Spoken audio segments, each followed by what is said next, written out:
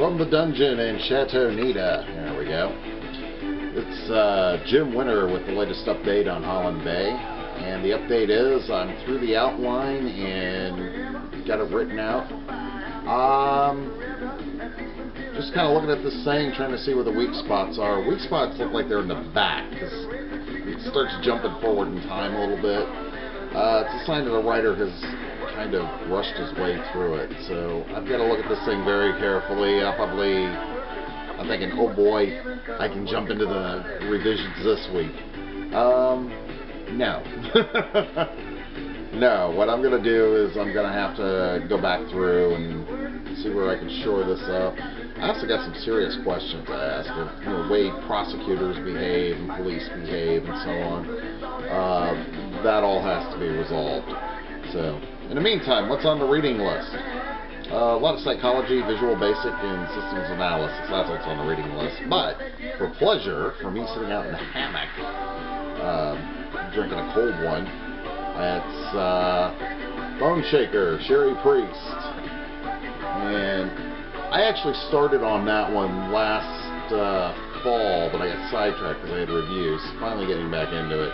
Interesting idea. Alternate history of the U.S. in the 1800s. Seattle suffers from this gas leak that turns people into the living dead and other strange things like that.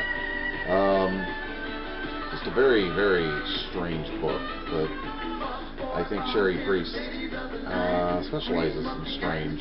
So, last week I was reading about John Tyler, who was probably our first douchebag president. Well, actually, I think Andrew Jackson was a douchebag, but John Tyler was an incompetent douchebag.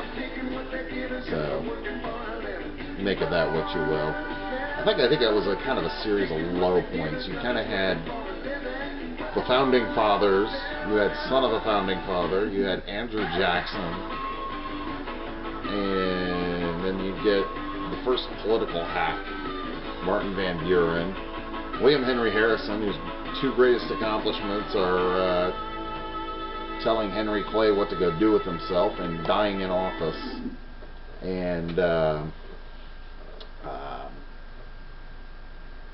then you get John Tyler, and then it just really gets less impressive from there. Next guy was Taylor, and he'd never been a politician before, and they elected him president because, well, you know, it was the Whig Party. We got to have a general. Followed by Millard Fillmore, who's famous for being unknown.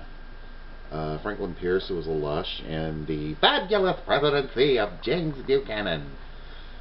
So, you know, you go from John Quincy Adams, the guy who wrote the Monroe Doctrine and was just one of the greatest diplomats of all time and later one of the greatest elder statesmen of all time, to Andrew Jackson, general. I despise him, but I have personal reasons to despise him. And then you go from some guy from New York, some guy who has a boner for slaveholding,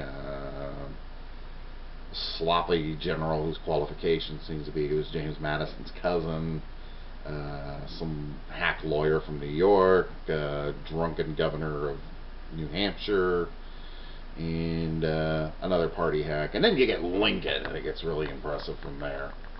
Well, actually, no, it doesn't, because then you get the bigot, Andrew Johnson, and then all the guys with their facial hair, and then McKinley kind of kicks it up a notch, and you got Teddy Roosevelt. So, yeah, as you can tell, I love my American history. And that's your American history lesson for today. So, from the dungeon, this is Jim Winter, and next week, probably tell you pretty much the same thing. I'm working on the outline. Ta-ta.